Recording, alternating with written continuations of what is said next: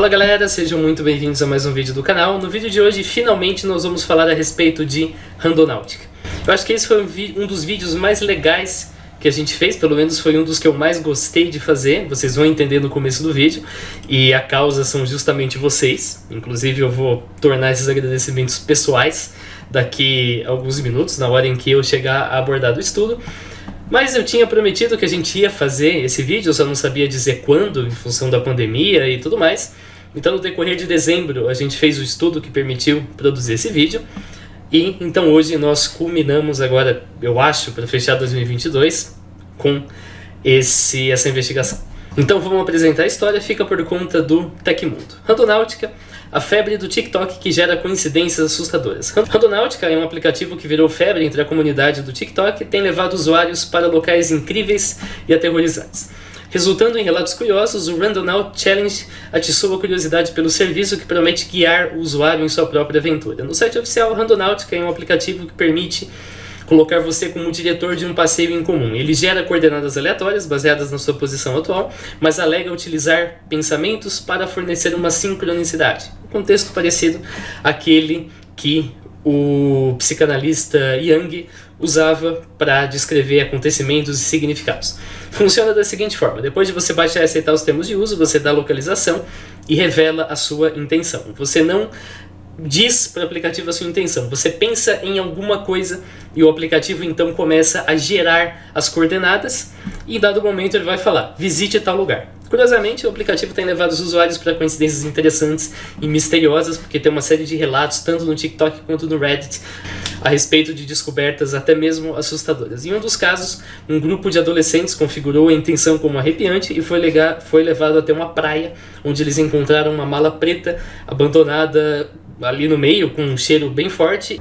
Eles ficaram com medo, chamaram a polícia foi lá e encontrou de fato um cadáver dentro da mala. É dito que os idealizadores do serviço acreditam na teoria de que a mente interfere no campo quântico, gerando flutuações no vácuo, impactando a criação das coordenadas. O QRNG, acrônimo para Quantum Random Number Generator, segundo eles, é fortemente influenciado pelas ondas cerebrais. E, como dito, essas afirmações são questionáveis. Vamos então falar a respeito desse aplicativo hoje. Primeiro vamos entender como que esse negócio funciona. Você pode baixar aqui no site oficial. Tem no Google Play, tem na loja do iPhone, que eu esqueci o nome agora, App Store. E aqui também tem uma série de outras informações a respeito do aplicativo. Na versão atual você tem que fazer uma conta e para você usar todas as funções você tem que pagar R$ 9,99 por mês, caso você queira manter essa assinatura. O aplicativo original recebe uma coordenada, que vai ser a sua localização, a menos que você assine e pague aí esse valor, e vai solicitar que você escolhe se você quer um atrator, um vazio, uma anomalia ou um ponto cego. Então você vai mentalizar um objetivo, eles vai gerar uma série de pontos aleatórios, e então vai selecionar conforme você pediu. Se você pediu, isso você vai colocar ali no aplicativo, você só não vai colocar o que você pensou. Se você pedir um ponto cego, ele vai pegar uma coordenada qualquer dentro desse raio e vai te dar. Simplesmente isso. Se você pediu por um atrator, um vazio ou uma anomalia, ele vai gerar essa grande quantidade de pontos, e no caso de um atrator, ele vai pegar o ponto de uma região que tenha vários outros pontos. Então é como se você pegasse um saco de arroz, então você dispersasse esse saco de arroz no ar, você simplesmente joga arroz para todo canto, o arroz vai cair no chão, e uma região que tem vários grãos de arroz no mesmo raio é um atrator, porque tem vários pontos ali. Uma região que tem poucos grãos de arroz, ou poucos pontos nessa nossa analogia, é um vazio. E uma anomalia é simplesmente escolher entre atrator e vazio qual deles é mais forte em relação à média da região. Não tem outras regras além de vai no local, tenha bom senso e compartilhe o que você sentir quando você fez a visita do local. Supostamente, essa geração de pontos aleatórios, que é feita de forma quântica, vocês vão entender o que isso significa, é influenciada pela mente humana. Os jogadores frequentemente fazem descobertas pouco usuais, e isso foi suficiente para que alguns suspeitassem que essas coordenadas que são informadas sofrem algum tipo de influência do pensamento, tem alguma natureza subjacente aí, tem algo além do que a gente sabe acontecendo propriamente, não é puramente uma escolha de uma coordenada aleatória, como se eu tacasse um dado e convertesse os valores do dado em uma coordenada, como se eu tacasse um feijão em cima de um mapa e fosse onde o feijão caísse. Inicialmente, a geração de coordenadas funcionava num bot no Telegram, mas em fevereiro de 2020 isso foi convertido para um aplicativo em versão de teste, e em setembro de 2020 isso foi então lançado definitivamente como aplicativo. Então a primeira coisa que a gente se pergunta é, como que os números aleatórios propriamente são gerados? A gente sabe que o Randonautica não gera número aleatório do jeito que a maioria dos aplicativos geram. O Randonautica usa um recurso quântico para fazer essa geração. Vamos entender o que diabos isso significa. Tem várias formas da gente gerar números aleatórios. Para a gente entender, a gente precisa propriamente estudar um pouquinho dessas formas. A gente tem os métodos que produzem números verdadeiramente aleatórios, ou True Random Number Generator, eu vou chamar de TRNG, ou os métodos que produzem números pseudo-aleatórios, ou PRNG. A maioria das funções das linguagens de programação, então como você chama aí o random no Python, por exemplo, é feita de maneira pseudo-aleatória. Como assim? Você obtém uma seed, essa seed é um conjunto de bits, e a partir dessa seed você consegue de forma determinística uma sequência de números aleatórios. Em outras palavras, possuindo a mesma seed no momento futuro, você vai obter os mesmos números aleatórios no futuro. Em outras palavras, esses números, apesar de se comportarem como aleatórios, hoje em dia todos os recursos de números aleatórios produzem números aleatórios que se comportam de fato como números verdadeiramente aleatórios, eles não são verdadeiramente aleatórios. Eles são baseados em uma seed, e a partir dessa seed, todos eles podem ser obtidos bonitinho em qualquer momento, desde que você conheça claro a seed e que conheça o algoritmo. Um algoritmo bastante popular é chamado de Mersenne Twister. Ele fornece números pseudo-aleatórios, inclusive para a biblioteca Random da linguagem Python, que é uma das que você com certeza já deve ter usado. Nesse caso, a seed utilizada é uma função do tempo do sistema, e esse algoritmo, como eu disse, ele produz de fato números que parecem aleatórios, têm todas as propriedades que a gente deseja, mas ainda assim eles são determinísticos. E justamente por isso os entusiastas do Randonautica falam, ok, esses números não são verdadeiramente aleatórios, não tem exatamente como que a mente humana ser capaz de influenciar esse tipo de número, porque é uma seed. Essa seed, ela normalmente vem algum valor que envolva talvez a temperatura dos componentes, talvez um valor que envolva o tempo do sistema, talvez algo relativo à paginação em disco, mas em última instância é uma seed jogada no algoritmo que produz um monte de número de forma determinística. Então, para a gente melhorar isso, os desenvolvedores do Randonautica pensaram, nós precisamos usar um gerador que seja verdadeiramente aleatório. Esse gerador gera cada número a partir da evolução de um fenômeno físico que seja mais difícil ou impossível de ser previsto. Algumas formas de geração amadoras que, ok, funcionam a nível macroscópico, são imprevisíveis a nível macroscópico, mas se você conhece todas as variáveis ainda são previsíveis, a gente pode citar o cara ou coroa, a gente pode citar jogar um dado, uma roleta de bingo e assim por diante. Agora a gente tem algumas formas mais complexas que são inclusive usadas na computação. Por exemplo, uma lâmpada de lava. Você pode fazer uma lâmpada de lava e aí você pode observar como que essa lâmpada de lava evolui. Isso funciona de forma bastante aleatória e, portanto, você pode usar um gerador de números aleatórios a partir daí. Algumas formas um pouco mais normais, por exemplo, movimentos do mouse. Então você pode mexer o mouse de forma aleatória aqui, conforme você pode perceber. Claro, em última instância não é aleatório, você está fazendo, mas produz uma sequência de bits que, para todos os efeitos, é bastante aleatória. Você também pode usar algumas técnicas microscópicas, por exemplo, o estudo de ruídos atmosféricos em tempestades, o decaimento radioativo, o comportamento de lasers, o ruído térmico num resistor, as flutuações quânticas no vácuo, o ruído térmico numa câmera, e assim por diante. Mas, em última instância, o que você precisa entender é, num algoritmo determinístico, que segundo os entusiastas do Randonautica não serve, você dá uma seed para um algoritmo determinístico, como eu acabei de dizer, e isso produz uma sequência pseudo-aleatória. Numa geração verdadeiramente aleatória, você tem um fenômeno físico, esse fenômeno físico evolui de maneira imprevisível e a cada intervalo de tempo, então, você converte os dados sobre esse fenômeno físico em um número, em um bit, uma sequência de bits que você pode, afinal de contas, utilizar. A maioria desses métodos, como eu disse, vai produzir só uma sequência de bits. Então, se você quer número propriamente, você tem que converter. Se você quer valor inteiro, você vai ter que usar mais um algoritmo para converter. E, claro, você vai ter que manter as propriedades desse conjunto aleatório. É justamente por isso que essa técnica que eu mencionei para vocês, que envolve as flutuações quânticas no vácuo, permite você obter outro tipo de número. Então, esse site aqui faz a geração de números aleatórios com base nas flutuações quânticas do vácuo, e justamente aqui então você pode converter esses números em cores usando algum algoritmo, e aí você vai ter uma sequência de cores verdadeiramente aleatórias, conforme você pode perceber, ou uma sequência de números hexadecimais, também verdadeiramente aleatórias. Em última instância, isso aqui é um fenômeno verdadeiramente imprevisível, e é justamente isso que chama a atenção dos desenvolvedores do Randonautica. Porque então, será que a nossa capacidade de mentalizar, de pensar nos números, poderia alterar o valor dos resultados que a gente vai obter aqui? Vamos falar disso então mais adiante. Bom, um gerador pseudo-aleatório tem a vantagem de ser mais barato e de ser capaz de produzir números aleatórios com uma frequência muito maior, porque você simplesmente tem que ficar iterando o seu algoritmo. É simplesmente uma questão computacional. O limitante é simplesmente o seu recurso computacional. Agora, numa aplicação de segurança, isso não é uma boa ideia de utilizar, porque ele continua sendo determinístico. Ainda assim, se você vai fazer uma simulação, se você vai modelar alguma coisa, se você vai sortear, se você vai fazer um jogo eletrônico, etc., isso funciona muito bem.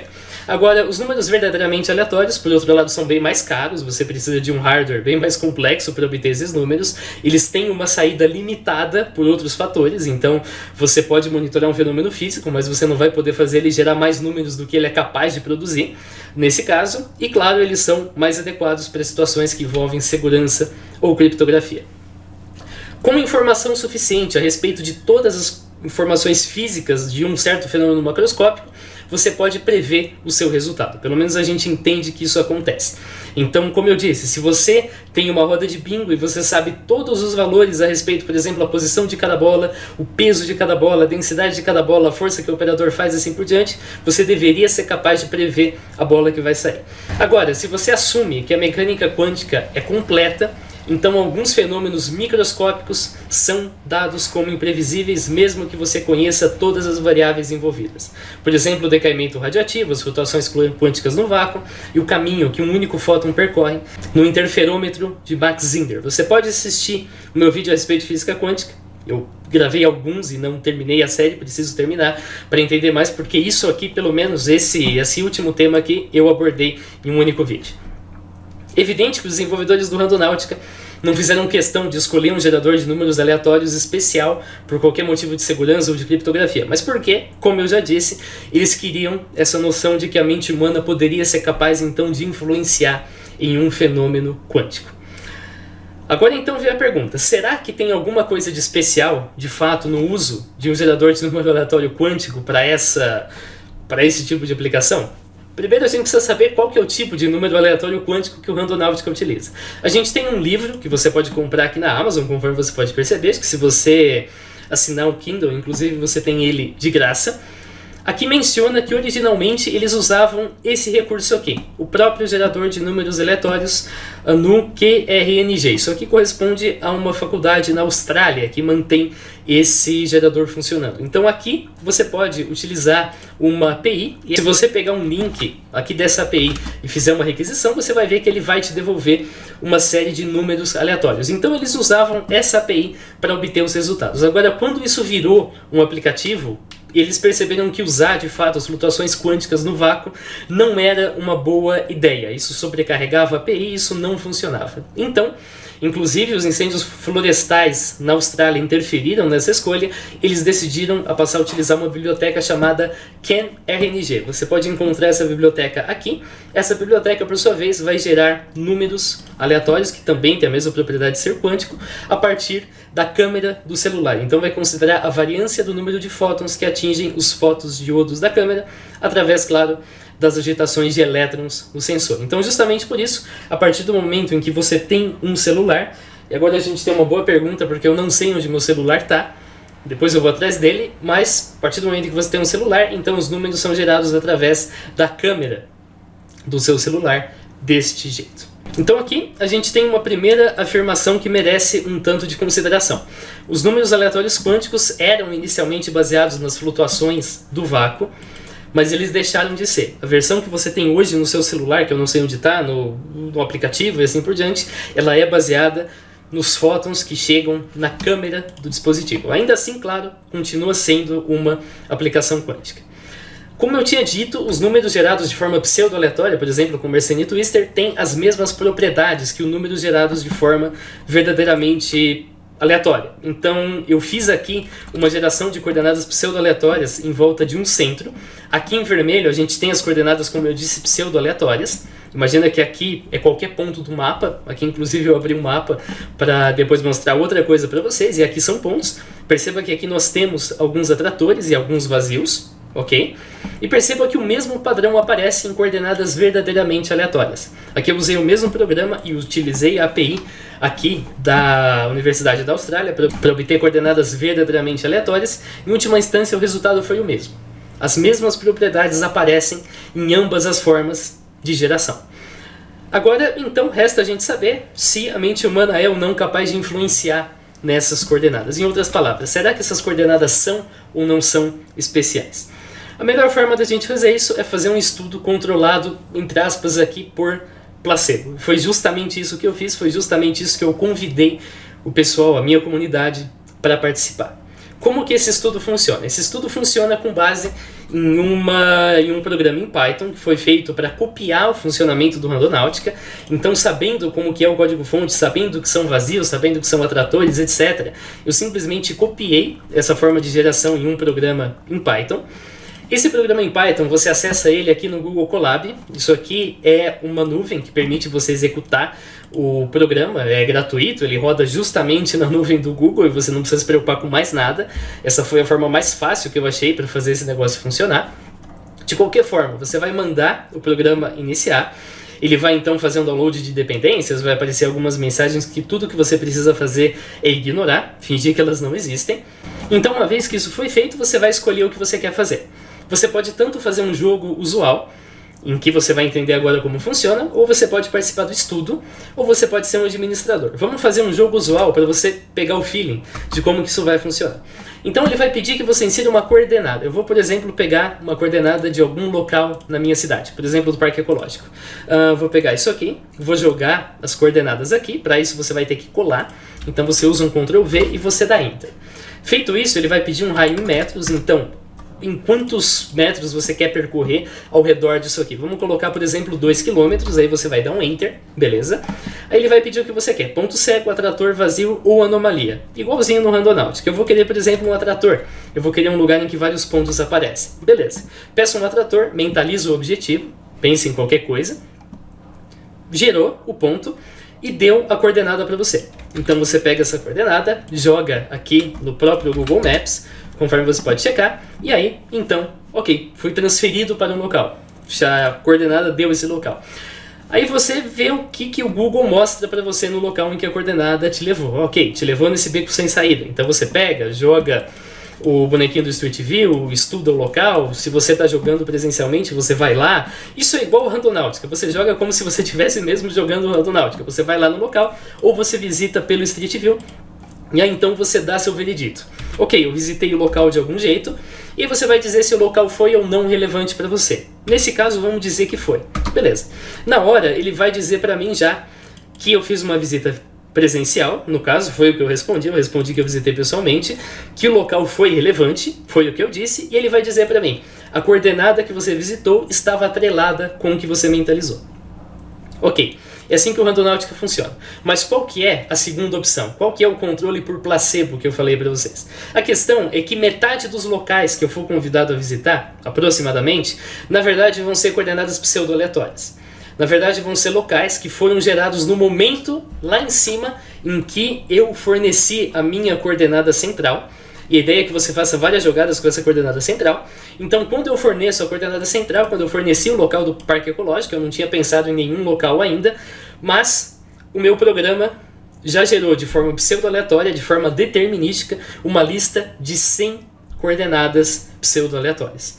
E a cada vez em que eu chegasse no grupo do placebo, no grupo de controle, a próxima coordenada dessa lista ia ser escolhida. Em outras palavras, tinha 50% de chance da minha visita me levar a um local que não tinha nada a ver com o que eu mentalizei. Por que não tinha nada a ver? Porque ele foi produzido antes de eu ter mentalizado qualquer coisa. Então não teria como esse local ter qualquer relação com o que eu mentalizei. Essa é a ideia de um placebo. Nessa primeira opção, na opção em que você estava simplesmente fazendo um jogo usual, eu ia ser informado na hora, afinal de contas, o que o local foi para mim. Porém, não é desse jeito que você participa do estudo. Para participar do estudo, você tinha que apertar, são 2, participar do estudo. Isso ia pedir do mesmo jeito que você escolhesse o local, que você mentalizasse, que você desse o seu veredito, porém ele não iria te dizer o tipo de local. Ele iria simplesmente produzir um arquivo, e esse arquivo teria essa forma. Tem uma data, isso aqui é a data da geração, .enquire. Enquire foi uma extensão que eu inventei, isso aqui é um arquivo encriptado. Se você tentar abrir, você não vai encontrar absolutamente nada. Então você pegava todos esses arquivos, o programa fazia isso já para você, e mandava lá no meu Discord. Você mandava os resultados, você fazia uma submissão. Então, eu, depois, usando esse programa, um programa feito para isso, iria traduzir cada um desses arquivos, que foi criptografado com chave assimétrica, então não tinha como vocês quebrarem esses arquivos antes, então eu ia, por fim, obter todos os resultados.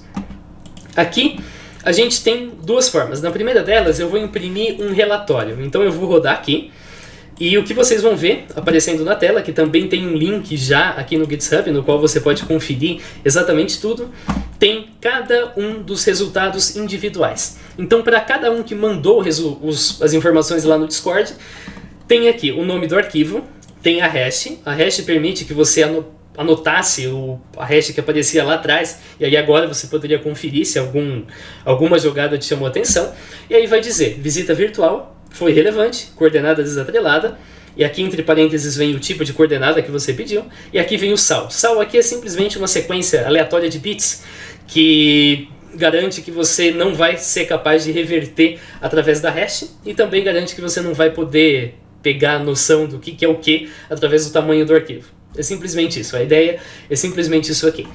Mas de qualquer jeito, então, nós fizemos a pesquisa foi feita com a comunidade do meu Discord entre o dia 4 de dezembro e o dia 24 de dezembro de 2021. Uma série de pessoas, e agora aqui eu devo agradecimento nominal ao Anartoast, Bruno Nogueira, CEO do Sexo, CEO dos Cafetões, Chris, Deep, Doge, Drake, Drope, Flagar Zero, Freg, GH, Hakanelias, Elo, Heracles, Rácio, Igo, Insanius, Jeon, Coxera, Kappa, Legenda Tupier, Mad Hat, Massa de Manobra, Mercury, Miasma, Papai Noel, MiST, MiST apareceu de novo, Miltoff, eu mesmo participei também, Otap, Pato Informático, Pentele, Sting, TKZOSP, TR Feu Gabriel, Vinial, Vitor Borba, Yapto e Yuri Tanaka. Essa galera me mandou os resultados dos próprios testes no Discord. Essa galera jogou Randonáutica dentro desse estudo, controlado por placebo, e graças a essa galera é que a gente então tem um resultado condizente a respeito do que aconteceu. Como eu disse,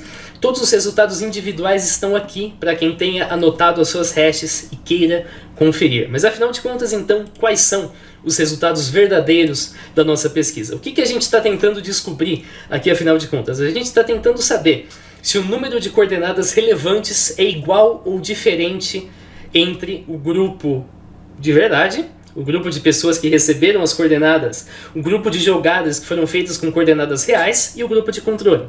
O grupo de jogadas que foram feitas com coordenadas geradas de forma pseudo-aleatória, que são o nosso placebo. Para isso, então, a gente vai aqui no código, vai colocar 2 e vai rodar.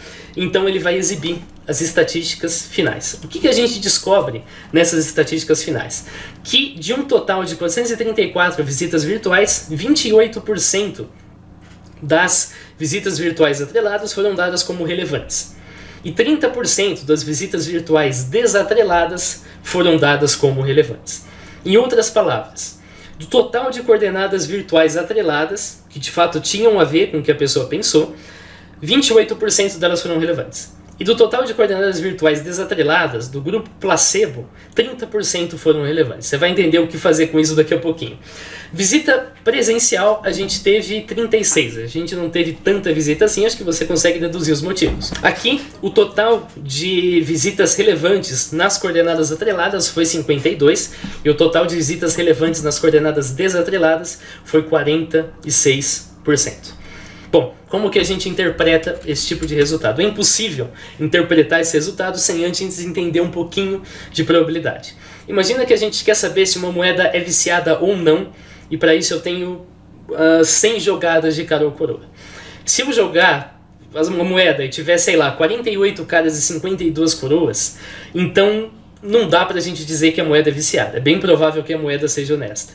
Agora, isso é fácil porque é um valor parecido. 50-50 seria ideal, mas 49-51, 48-52, tá beleza. Agora, e se eu tenho 59-41, por exemplo? Será que a gente deve concluir que a moeda é viciada ou não? Nesse caso, a gente vai responder essa pergunta com outra pergunta. Qual que é a probabilidade de que esse resultado, 59-41, tenha sido produzido simplesmente por obra do acaso numa moeda honesta? Eu posso introduzir aqui a forma que usa integral, a forma matemática de calcular isso, mas eu acho que é besteira, eu acho que não vale a pena fazer isso nesse vídeo. Então, vamos simular um programa em Python, um total de 100 lançamentos de uma moeda não viciada, simplesmente o número pseudo-aleatório, 01, feitos ao longo de 1000 rodadas. Então, eu lanço a moeda 100 vezes, eu divido o meu total de caras pelo meu total de coroas, idealmente vai dar 1, mas na prática vai dar um pouco mais, um pouco menos. Eu repito esse processo 1000 vezes, então eu marco aqui no histograma as diversas faixas. Então, por exemplo, entre 0,8 e 0,9 eu tive cerca de 1.700 resultados. Aqui na faixa entre 0,9 e 1 eu tive cerca de 2.300 resultados. E assim por diante. Qual que é a moral da história? A gente tem de fato diversos resultados aqui nessa faixa perto de 1, porém a gente tem alguns poucos resultados, e ainda assim uma quantidade considerável, até aqui na faixa do 0,7, conforme você pode perceber, e até aqui na faixa do 1,3, ou seja, uma relação maior entre caras e coroas. Isso chega até alguns valores bem altos, até alguns valores bem absurdos, na faixa do 0,5, por exemplo. Então na faixa da gente ter o dobro de caras que coroas. Então, por exemplo, um 66-33, 66 caras e 33 coroas. Isso pode acontecer numa moeda honesta, como aconteceu, conforme você pode notar. Agora, isso é bastante raro. Essa que é a moral da história. Então, se você tem 63 caras e 33 coroas numa moeda, você conclui, é bem pouco provável que esse resultado tenha sido proveniente de uma moeda honesta. E, portanto, eu posso rejeitar a hipótese de que essa moeda seja, de fato, uma moeda honesta. Agora, se eu tenho uma relação, por exemplo, aqui na faixa de 0,8, eu posso concluir, não dá para rejeitar a hipótese de que essa moeda seja honesta e que esse resultado tenha sido produzido por obra do acaso. Mas então, afinal de contas, o que são os resultados que nós obtivemos? Um jeito de saber é calculando isso na raça, eu achei que seria besteira, e um outro jeito de saber é fazer um teste parecido com esse aqui. Nesse teste, e isso é o que acontece quando você coloca a opção 3 no programa, mas que demora bastante para carregar, ele vai pegar cada arquivo, ele vai identificar, afinal de contas, se o arquivo é uma visita virtual ou presencial, ele vai identificar em qual grupo é a verdadeira natureza da coordenada, e aí o veredito do usuário vai ser dado pelo lançamento de uma moeda. Aproximadamente metade dos vereditos vão ser relevantes e aproximadamente metade dos vereditos não vão ser relevantes. Ou seja, a gente espera que a relação entre as coordenadas atreladas e desatreladas seja 1. No mundo ideal, ambos deram aproximadamente metade e vai dar 1. Agora vamos ver no mundo real aproximadamente como isso aqui se distribui. No caso do lançamento da moeda, a gente esperava que fosse 1, mas você viu que apareceu aqui em outros valores, em outras faixas. Vamos ver nesse caso como que isso acontece. Então a gente teve, no caso das visitas virtuais, uma relação 0,28 dividido por 0,30 de 0,93. O nosso 0,93, aqui está o 0,1, ele ficaria mais ou menos nessa região. E a moral da história é que ele é bastante comum. Mesmo quando a gente está lidando com um resultado totalmente produzido pelo acaso, resultados iguais a 0,93 ou menores que 0,93 são bastante comuns. Em outras palavras, o 0,93 que a gente obteve aqui não é relevante e não é suficiente para afirmar que tem qualquer coisa de especial nas coordenadas geradas de forma verdadeiramente aleatória versus as coordenadas geradas por placebo. Então, aparentemente, não tem nada de especial na capacidade humana de influenciar a geração de coordenadas, de pensar em um objetivo e esse objetivo ter a ver com o que você mentalizou. Aparentemente, isso simplesmente não acontece. As coordenadas que são geradas no grupo de controle são tão especiais quanto as coordenadas que são geradas no grupo verdadeiro. E o que acontece quando você considera as visitas presenciais? Aqui está virtual, mas aqui o correto seria presencial. A gente tem um resultado bastante parecido. Vamos vir aqui, perceba que a relação é 1.12 e de fato 1.12 está aqui está 1.25, está nessa faixa. Está nessa faixa de resultados bastante comuns, de resultados que acontecem o tempo todo de forma aleatória. Mais uma vez, não dá para a gente afirmar que as coordenadas geradas pelo Randonáutica são mais especiais que as coordenadas que não tem nada a ver com o que você está pensando. Ou seja, jogar Randonáutica é mais ou menos a mesma coisa que pegar um feijão, tacar no mapa e ir lá onde o feijão caiu. Não parece ter nada de especial propriamente nisso. Porque, caso tivesse, os resultados deveriam aparecer mais para o canto. Se eu tivesse conseguido um 2, por exemplo, um resultado de 2 aqui, então peraí, quer dizer que as coordenadas que nós visitamos e são coordenadas atreladas, elas são 2 vezes mais frequentes de ser relevantes do que as coordenadas do placebo, então tem algo errado. Então o 2 estaria para cá, e seria muito improvável esse 2 ter sido produzido pelo acaso. Porém não, porém o que acontece é o primeiro resultado aqui. Os resultados são muito prováveis de terem sido produzidos meramente pelo acaso. Em outras palavras, o nosso estudo não trouxe boas notícias para quem defende que as coordenadas do Randonáutica são de alguma forma atreladas com o que você pensou. Agora, tem um estudo no Reddit que aparentemente é contraditório. Esse estudo aqui diz que Randonáutica não é viés de confirmação, porque essa afirmação é empiricamente ridícula. E o argumento é: quando as pessoas vão em anomalias, aproximadamente 55 a 60% delas encontram coisas significativas. E quando elas visitam pontos cegos, aparentemente 26% delas encontram alguma coisa significativa. Agora a questão é que isso não é um argumento válido por um motivo muito simples. Um teste controlado por placebo é de fato controlado por placebo quando você não sabe que você está tomando um placebo. Em outras palavras, quando você escolhe um ponto cego, você sabe que você está escolhendo um ponto cego, então você já espera que o local não seja relevante, então é meio evidente que isso vai acontecer. Quando você tem um placebo que é de verdade um placebo, que é um placebo que você não sabe que você está visitando um placebo, porque aqui era justamente isso. Aqui não tinha como você saber qual tipo de coordenada atrelada ou desatrelada você estava visitando. Então o resultado é o que vocês acabaram de ver. Não tem significância estatística. E quando você compara os achados quando você joga Randonáutica com a sua rotina, o dia a dia, eu vejo um total de 0 coisas interessantes a semana toda, e jogando 3 partidas de Randonáutica eu vejo 5 coisas interessantes. De fato. Só que a semana toda você faz pensando em outras coisas. Então, mais uma vez, isso não é um bom grupo de controle. Agora, ainda assim, a gente tem um fato que merece nossa atenção. 30% das coordenadas foram relevantes. Isso aconteceu em ambos os casos. Por que exatamente visitar um local aleatório no mapa te faz achar que o local é especial para você? A gente já viu que o fato desse local ser ou não atrelado ao que você pensou não faz diferença nenhuma. Mas ainda assim, alguns desses locais são interessantes. Por quê? Uma primeira explicação é chamada de viés de confirmação. No nosso estudo, os jogadores sabiam que tinha 50% de chance de que o local fosse de fato atrelado com uma coordenada mentalizada. Então eles esperavam que alguns locais fariam alguma relação com o que eles mentalizaram. Então as pessoas tendem a procurar por evidências que sustentam essa hipótese. Então aproximadamente 30% das vezes alguma evidência vai ser encontrada, mesmo que a evidência esteja lá por mero acaso. Então a gente vai nos locais, a gente vai encontrar algumas coisas e a gente vai nos convencer de que essas coisas fazem sentido pra gente pelo viés de confirmação. Outra explicação é que quando você joga Randonáutica, você está ativamente procurando coisas que fazem sentido. Isso te torna mais propenso a encontrar essas coisas. Se você está na sua rotina diária, o seu objetivo não é achar algum elemento que converse com você. O seu objetivo é sair do ponto A e chegar no ponto B. Sair de casa e chegar no trabalho, por exemplo, e talvez fazer isso rápido porque o trânsito é um saco. Então você está com outra mente, você está com outra mentalidade quando você está propriamente jogando o Randonáutica, você está prestando atenção nos seus objetivos. E tem mais um detalhe, quando você gera coordenadas num raio, você tem uma chance igual de cair em qualquer lugar a princípio.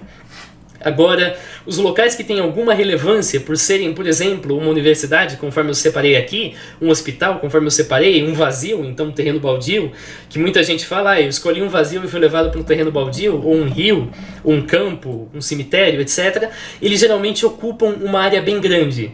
Então, se você pega um ponto aleatório, é meio provável que ele vá de fato cair em algum canto aqui, por uma razão simplesmente geográfica. Outro fenômeno chama-se apofenia. Isso aqui é a nossa tendência em reconhecer padrões e conexões em coisas que não possuem relação. Um tipo de apofenia é chamada de pareidolia. É assim que você reconhece rostos em objetos do seu dia a dia, ou que você procura reações causais entre coisas que não possuem uma relação causal. Então eu percebi, por exemplo, que várias vezes em que o Anderson Daronco, aquele juiz que tem o braço bombado, apita um jogo do Palmeiras, o meu carro vem a quebrar. Isso não tem relação causal nenhuma, isso provavelmente não acontece como uma regra, então tem várias vezes que o meu carro quebra e o Daronco não apitou nenhum jogo, e tem várias vezes que o Daronco apita um jogo e o meu carro não quebra, mas várias vezes que o Daronco apitou o jogo, o meu carro quebrou. Então a gente tem uma tendência a fazer conexões, a falar, não, ok, se o Daronco apita o jogo, então tem algum sinal aí, tem algum mecanismo que faz com que o meu carro quebre. Então se o Daronco vai apitar hoje, eu vou prestar mais atenção quando eu for dirigir. Por exemplo, isso de certa forma é um traço evolucionário, é vantajoso que a gente tenha isso. Tipo, o Josué comeu aquela fruta ontem e hoje está vomitando, então é uma má ideia eu comer essa fruta de novo. Agora isso pode nos enganar, isso pode fazer com que a gente encontre relação onde as coisas não existem.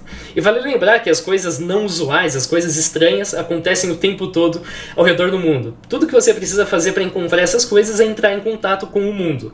Se você só ficar em casa, você nunca vai presenciar um acidente de automóvel, por exemplo. E além de entrar em contato com o mundo, você tem que prestar atenção nos seus arredores. Você dificilmente vai notar alguma coisa sutil enquanto você está dirigindo pensando em chegar em casa. E Randonáutica faz exatamente isso. Randonáutica te dá uma oportunidade de sair, encontrar o mundo e de prestar atenção no mundo, porque é isso que ele te convida a fazer. Então, se você passa mais tempo procurando uma coisa, é mais provável que você encontre essa coisa do que caso você passasse menos tempo. Assim, por mais que os achados das pessoas que jogam Randonáutica, então, joguei e encontrei, por exemplo, esse é o sinal que você está procurando, ou então eu joguei e encontrei um porão abandonado, etc. Por mais que isso pareça, entre aspas, muita coincidência para ser apenas coincidência, esses relatos não têm muito valor quando a gente analisa eles sem a presença de um grupo de controle. A sua rotina, como eu já disse, é um péssimo grupo de controle. Quando você bota um grupo de controle, a gente conclui que eles de fato são apenas coincidência. Isso é uma hipótese inicial e essa hipótese é sustentada pelos achados que a gente fez aqui. Você é convidado a replicar esse estudo, caso você assim quiser. Mas ainda assim tem alguns eventos que são bem absurdos e bem estranhos quando a gente joga Randonáutica. Por exemplo, ter encontrado aquele corpo que eu tinha mencionado para vocês. De fato, alguns eventos parecem bastante absurdos. E para isso a gente precisa de outro tipo de grupo de controle. Qualquer grupo de controle aqui equivale a uma atividade que requer que os usuários saiam de casa e percorram caminhos aleatórios. Um bom exemplo é Pokémon GO. Pokémon GO, você sai de casa com um celular, a sua ideia é capturar criaturas virtuais, e para isso você tem que achar essas criaturas que estão spawnadas em algum local ao redor do mundo. Você vai lá, achei um Bulbasauro, captura o Bulbasauro e é isso. Alguns fatores, por exemplo, um local de referência cultural, um lago, etc., pode influenciar, mas o Pokémon GO não tem nenhum tipo de informação sobre um corpo, um acidente, um animal selvagem, um grafite na parede ou qualquer coisa do gênero. Ainda assim, incidentes acontecem, como você vai entender. Uma outra atividade chama-se geocaching. Aqui, a ideia é fazer uma espécie de caça ao tesouro. Alguém, em algum momento da história, faz um potinho com algum tipo de mensagem, talvez um bonequinho, alguma coisa assim, esconde esse potinho em algum canto, marca ali numa database na internet, olha, eu escondi tal coisa em tal coordenada, a primeira pista está em tal lugar. E a ideia é que outras pessoas vão lá, encontram as pistas, eventualmente chegam no objeto, às vezes tem um livrinho ali em que você assina seu nome e depois você guarda tudo bonitinho, deixa ali a sua mensagem, indica na internet que você pegou e deixa para outra pessoa poder também se divertir, poder aproveitar a mesma coisa. Na prática, isso aqui vai te fazer também sair por aí para explorar o mundo, para encontrar esses caches. Aqui a gente tem alguns exemplos de cache. Então, se esses eventos estranhos também acontecem com Pokémon GO e com geocaching, então aparentemente o problema não está no Randonautica, o problema está em você sair para explorar o mundo. E a questão é que de fato acontece. A gente tem pelo menos 2 casos em que as pessoas encontraram corpos jogando Pokémon GO. Aqui inclusive a gente tem um artigo a respeito de por que jogadores de Pokémon continuam encontrando corpos. E aqui a gente tem 2 casos das pessoas explicando exatamente por que esse negócio aconteceu. E a moral da história, a conclusão a respeito disso, que também acontece com o geocaching, conforme você pode perceber aqui no Reddit, é que as pessoas frequentemente morrem em momentos que elas não esperam morrer, em lugares que elas não esperam morrer. E os seus corpos eventualmente vão ser encontrados por outras pessoas. Então, se você está explorando o mundo, se você está indo para lugares aleatórios no mundo, é um risco que você corre de acabar encontrando um corpo. As pessoas já acharam fazendo geocaching e as pessoas já acharam jogando Pokémon GO. E também acharam enquanto jogavam Randonautica. Então, isso não parece ser especial ao Randonautica. Um outro caso são pessoas que eventualmente encontram e talvez até adotam um animal. Isso também aconteceu com Pokémon GO, conforme você pode perceber, um gatinho de rua que acabou sendo adotado enquanto uma pessoa viu ele jogando Pokémon GO. A verdade é que infelizmente as ruas estão cheias de animais abandonados e a gente nem sempre está atento bastante. Agora essas atividades, como eu disse, nos deixam atentos aos arredores e se a gente já sai com a intenção de encontrar algo que faça sentido pra gente, a gente é mais propenso a ajudar esses animais. Tem gente também que menciona ter chegado em locais estranhos enquanto jogavam Randonautica. E aqui a gente tem um exemplo de uma pessoa que encontrou um parque coberto de teias de aranha enquanto jogava Pokémon GO. Então, todo tipo de atividade é de fato propensa a te levar para lugares curiosos. Geocaching também tem vários casos de pessoas achando coisas curiosas. Por exemplo, essa pessoa achou uma panela histórica que tinha centenas de anos, essa pessoa achou um melão deixado ali em cima de uma pedra aleatoriamente, essa outra pessoa achou um acidente de carro e uma vítima prisão de ajuda, outra pessoa achou um relógio enquanto praticava geocaching, outra pessoa encontrou um cara nu andando pela floresta, simplesmente isso. E algumas pessoas encontram livros, algumas pessoas encontram crianças perdidas, enfim, tem uma série de relatos de coisas estranhas que as pessoas acham enquanto praticam geocaching. Também tem outros relatos até mais estranhos nessa thread do Reddit que eu deixei aqui, de pessoas que encontram garrafas de bebida, mais acidentes, animais mortos, alguns mutilados, drogas, pessoas fazendo sexo ao ar livre, bombas, inclusive bombas históricas, construções abandonadas. Teve uma pessoa que encontrou um notebook funcionando, mais drogas mais uma vez. Teve uma pessoa que encontrou um monte de itens roubados, chamou a polícia e acabou recuperando. Pessoas que encontram esculturas estranhas. Teve uma pessoa que encontrou a própria assinatura num cache que ela não lembrava de ter visitado. Já teve gente que encontrou munições, teve gente que encontrou animais selvagens. Então, em última instância, isso mostra que o mundo está repleto de coisas para serem descobertas e a forma que você descobre essas coisas é justamente explorando o mundo. Você, de certa forma, explora o mundo todo dia, mas você não faz isso pensando em explorar o mundo. Você faz isso pensando em cumprir alguma obrigação.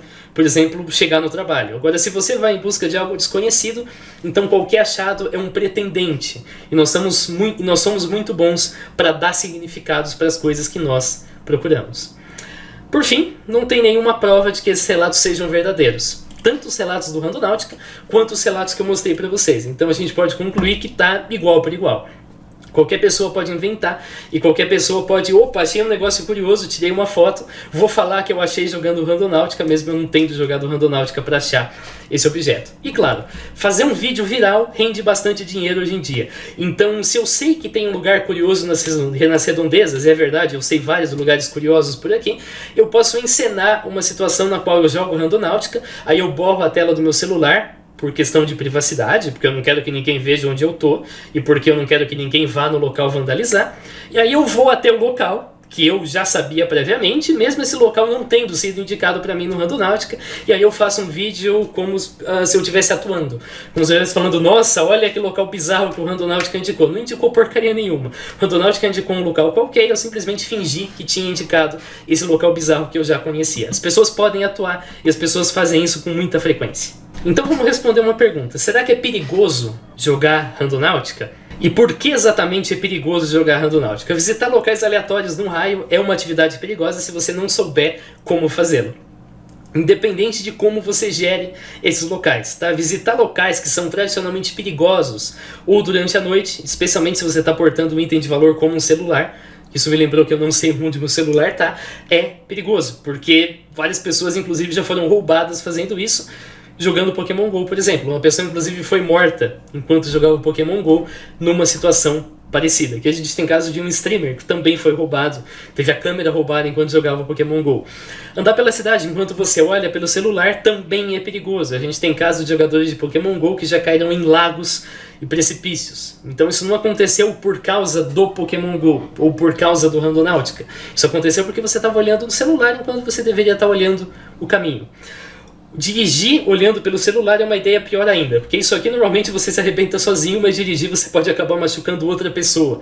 Então não é surpresa que a gente tem gente que sofreu acidente enquanto jogava Pokémon GO. A culpa do Pokémon GO foi o Pikachu que pegou o volante e tacou na árvore. Não, foi você que bateu o carro enquanto olhava para o celular. Isso vale independente do aplicativo que você esteja olhando enquanto dirige. E é também por isso que tem muita gente que está propensa a receber multas de trânsito enquanto dirigem. Então é o Randonáutica que está trazendo uma onda de azar? É o universo que está me impedindo de jogar Randonáutica, me dando uma multa de velocidade? Não. É você que está distraído, então portanto você dirige pior. Você dirige e passa do limite de velocidade, você não respeita a sinalização, você entra na contramão e eventualmente você vai receber uma multa ou se envolver num acidente, como eu já disse. E do mesmo jeito, se você dirige de forma negligente, se você percorre um terreno numa velocidade inadequada, se você não percebe um obstáculo, é mais provável de algum problema mecânico acontecer, por exemplo, de um pneu acabar furando, porque você não estava olhando para onde você estava dirigindo e você passou em cima de um prego, de uma tábua com um prego, por exemplo. Por fim, tem gente que fala: o meu carro quebrou enquanto jogava Randonáutica, mas a questão é, jogar Randonáutica não torna seu carro imune a quebrar. Então, o carro pode quebrar tanto enquanto você joga Randonáutica quanto enquanto você faz qualquer outra coisa. É claro que se você não está fazendo nada especial, você vai acabar esquecendo desse evento. Isso vai te dar a impressão de que o carro só quebra quando você faz algo especial. A lei de Murphy, ok? O carro só quebra quando eu tenho um compromisso. Quando eu não quero chegar onde eu quero chegar, eu tô doido para ter uma desculpa para não chegar, o carro funciona perfeitamente. Mas quando eu tenho aquele compromisso super importante, o carro vai dar problema. Na verdade não, na verdade o carro dá problema em todas as circunstâncias, mas você esquece as circunstâncias que são ordinárias. E por fim, algumas pessoas suspeitaram que o aplicativo pudesse enviar a localização dos jogadores para ser usado para tráfico humano. Isso é mentira. Você pode analisar o código-fonte do Randonáutica e você vai perceber que isso simplesmente não acontece. Então, visitar locais aleatórios na cidade é como se você estivesse pulando de paraquedas. Tem riscos e tem medidas que você pode fazer para evitar esses riscos, para mitigar esses riscos. Agora, jogar Randonáutica é como se você estivesse pulando de paraquedas usando uma cueca vermelha. Tem riscos do mesmo jeito, mas nenhum risco ocorre por causa da cueca.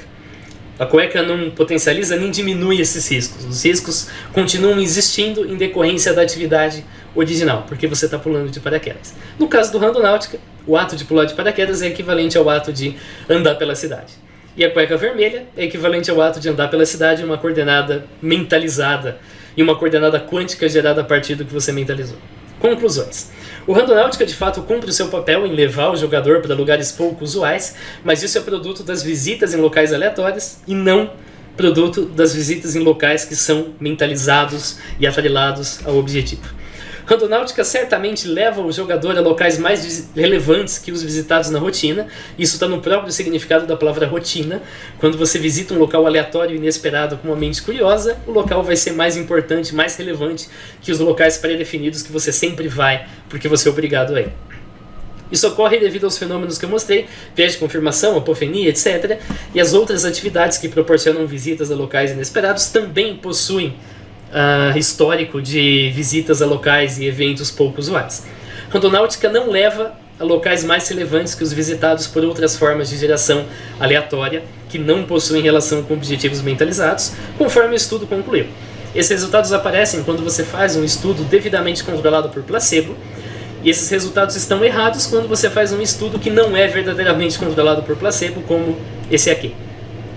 Além disso, o fato dos números aleatórios serem gerados de forma quântica apenas mostra que eles não são determinísticos, mas não traz nada de especial. E como eu já disse, acho que nem precisa repetir, os riscos de Randonáutica não são provenientes ao Randonáutica, mas sim a atividade subjacente, que é andar pela cidade em locais aleatórios. Todos os materiais estão disponíveis publicamente. Eu estou gritando porque o trem vai passar daqui a pouco e já está fazendo barulho. E qualquer pessoa é convidada a replicar o meu estudo e obter resultados semelhantes ou não. E até mesmo possível você gerar um novo par de chaves RSA que eu usei aqui. E então usar esse novo par de chaves para fazer um estudo totalmente desatrelado do estudo original. Valeu para você que assistiu, valeu para você que participou do Desmistificando. Esse foi um dos mais legais que eu já desenvolvi. Eu espero que tenha sido legal de participar também. Feliz ano novo, porque eu não espero postar mais vídeo esse ano, mas talvez eu poste alguma coisa, ainda não sei. E em breve a gente se vê. Falou!